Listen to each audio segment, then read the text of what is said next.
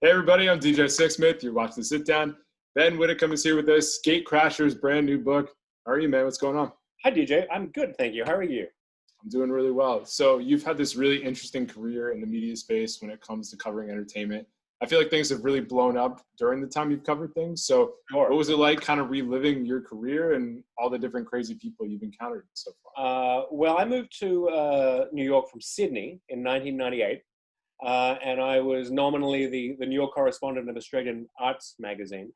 And I didn't know anyone here. I just moved here with my partner, and we had the idea to start this sort of fashion industry gossip column on the internet, which was wide open then. So we started a column called Chic Happens. He was a fashion guy. I was sort of wrote the gags. And at the same time, because I was a broke immigrant, I was always doing these sort of really menial New York jobs as well. I literally selling hot dogs on Columbus Avenue for the first summer I was here, which was, kind of a lot of fun. It was a great way to introduce myself to my new city. But at night, we were going to these kind of fabulous fashion parties, Gatecrashing, which was why I chose that title for the book. And we wrote this fashion gossip column for 5 years, which became successful. And much to my own surprise, I became known as a gossip columnist, which was not something I ever really planned. I started out with Page Six as a stringer for a little while. And then the Daily News gave me my own column called Gatecrasher. I ended up at TMZ as their managing editor.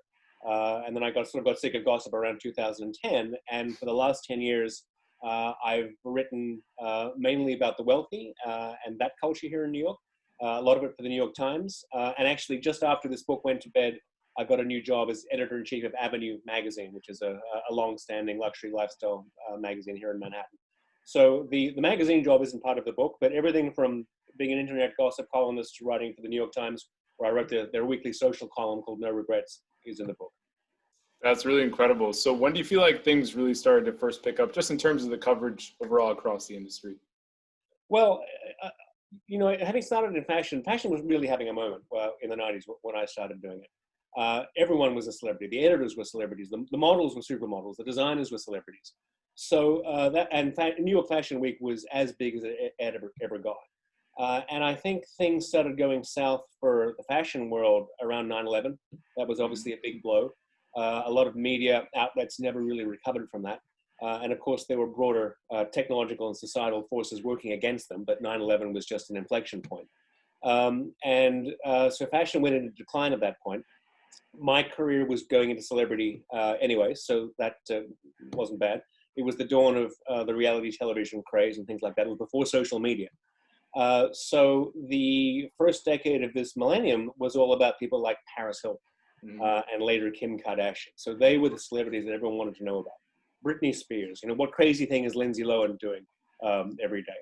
And that was kind of a lot of fun to cover. But what I was noticing is that celebrity became so pervasive, especially in the reality style of celebrity, which of course was tailor-made for social media. So when that came in, it was essentially the same principles, just on an even more micro level that anyone could do at home. That the wealthy individuals of New York City, who traditionally had been at arm's length from celebrity because it was considered a little bit undignified if you were wealthy to want to court that kind of publicity, that all those people were starting to adopt these tactics of publicity and celebrity because they were perceiving a value in it. They were perceiving a bump in status. They could monetize it more. And ultimately, they worked out how to use it for political power, which is how we got to the current incumbent in the White House. Yeah, you draw this parallel between Paris Hilton and Donald Trump. So what was it like thinking that through, and how did you make the connection overall? In my job, I had to take Paris Hilton very seriously. And, I always say that being a celebrity watcher is like being a bird watcher. If you just want to bird watch because you want to see pretty birds, that's fine. If you just want attractive plumage and colorful feathers, it's okay to be a bird watcher for that reason. But a more experienced and nuanced bird watcher can also tell an awful lot about the ecosystem by observing what birds are where and in what numbers and which ones are absent. And you can draw all these broader inferences about what's happening in the global biosphere by the movement of birds. And I think that fame in America works in very similar ways. It's okay just to want to watch the celebrities, want to watch the Oscars for the red carpet and the fashion. That's perfectly fine if that's what you get out of it.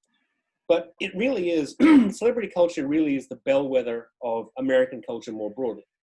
And when you see people responding to Paris Hilton and what she was doing and making millions of dollars off it, and people who copied her techniques, I would argue, would include Kim Kardashian and Donald Trump.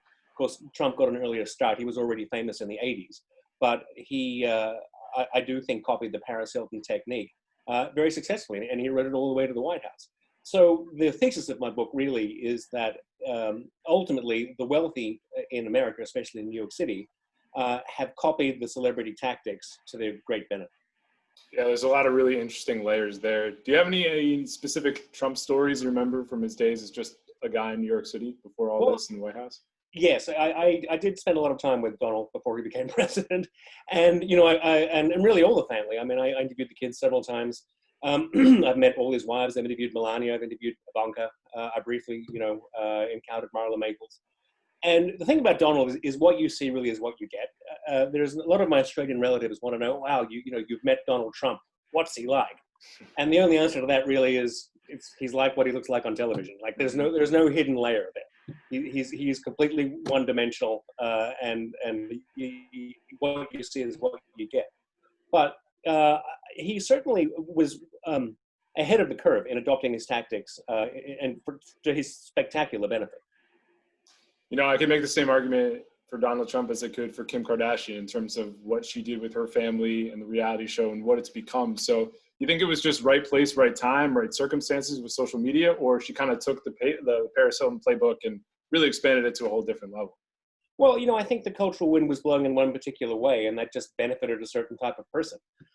You know, if they had come along in the 70s, probably the conditions would not have been right for them to do as well as they did. But, you know, in the book, we get into some of the specifics, like one of the inflection points in the first decade of the 21st century was, you know, the sex tape. There was a moment when everyone seemed to have a sex tape. And for a lot of people would have thought that would have destroyed a celebrity because many people, you know, sex tapes became a thing with the invention of the VHS. And there were a few celebrities who were greatly embarrassed by their sex tapes. Pamela Anderson, who was one example. Don't think it harmed her long term necessarily, but she certainly didn't seem to be seen as a good thing. Rob Lowe, you know, lost work for probably 10 or 15 years because he had a sex tape. Mm-hmm. But what changed with Paris is that I think online distribution made it widely accessible. And I think she brazened it out. And my column in the Daily News actually broke the Kim Kardashian sex tape. And I think by that point, it wasn't a liability, it was a literal business plan. And she, you know, both Paris and Kim's sex tapes were commercially distributed. They benefited from that. It is actually legal to distribute someone's sex tape without their consent. And that is actually what shut down the website Gawker, because they ran a separate for wrestler Hulk Hogan's sex tape without his consent. It cost them $140 million, literally shut them down. So I think if you're a celebrity with a commercially available tape, they like to muddy that. They like to make it not really, you know, say, oh, we didn't really agree to this and they're doing this without our consent. That's not true. If you're selling a sex tape, that means that the subjects have consented to it, at least in this country. So, you know, it really worked out very well for these people. So I think all these points kind of come to a head with your time at TMZ because, you know, one person can make the argument like, hey, TMZ is great because it exposes a ton of stuff that we wouldn't see. Other people feel like it's an invasion of privacy. You dealt with that stuff every day. So what was it like dealing with that on a daily basis? You know, TMZ was really very well situated to they really seized the moment in terms of ultra short form celebrity content. And their television show and their website actually work quite differently. I was the managing editor of the website. I didn't have much to do with the TV show. The TV show, hugely popular. They had relatively aggressive video units on the streets in the beginning. And I think that they realized very quickly that the audience didn't want to see videographers baiting these celebrities. So they drew back a little bit on the aggressiveness of that tactic, even though I think that still is their reputation. And in fact, a lot of celebrities court all kinds of publicity. I mean, Paris Hilton, Britney Spears have always been known for alerting the paparazzi as to their movements, just so the still photographers can be waiting at their driveway when they leave to go shopping or whatever. And to some extent, it was the same with the video units at TMZ. most celebrities were not especially bothered, and indeed courted that kind of attention. I was more on the hard journalism side on the website.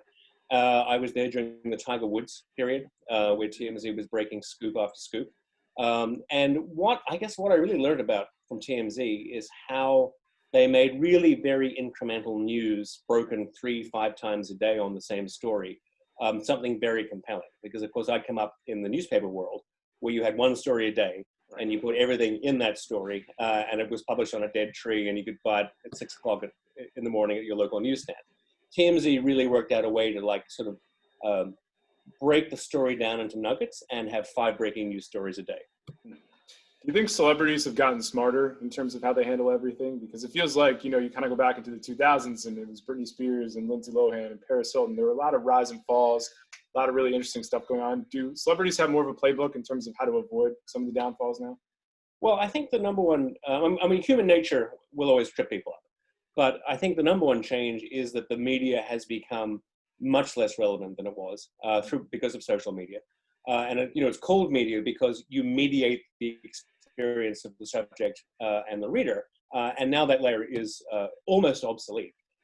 When a well-known person can simply publish on their own channels, and I wouldn't say they necessarily always do it well, and certainly they can get themselves in trouble in that way. But they remove the layer of interpretation that some journalist is going to put their own spin on it. And I think most people prefer that. When you were writing the book, what were some of the craziest stories you relived? You were just like, I can't believe I covered this. I can't believe I was with these people. Like, what still blows your mind all these years later? Well, there were some funny moments. I mean, Donald Trump screaming at me at Mar-a-Lago over something I'd written, getting a sort of face full of the presidential or pre-presidential spittle was kind of funny. I remember I had this one nutty interview with Jerry Lewis, of all people, who I guess was in his 80s. He would come to New York and he would stay at the Waldorf Tower, which is a residential side of the Waldorf Hotel. And he was trying to get me to give him credit for being a co-author of John F. Kennedy's Pulitzer Prize-winning book, Profiles in Courage, which he wrote in the 50s before he was president. And Jerry was like, he went into great detail about it was the 50s and they were both staying at the same hotel in Vegas and they had adjoining penthouses and, Jack, as he called him, was working on this book and, he really needed Jerry's help. And it's just nutty. I mean, of course, Jerry Lewis did not write Profiles in Courage on a Kennedy's Pulitzer Prize winning, 1957 book. But I never wrote that at the time because no one would have believed it. But that's one of those save for the memoirs kind of stories. It's a crazy and wacky world, and I'm glad people get to read about it. Ben, thanks so much for being with us. Best of luck, and we'll talk to you down the road, all right? DJ, thank you.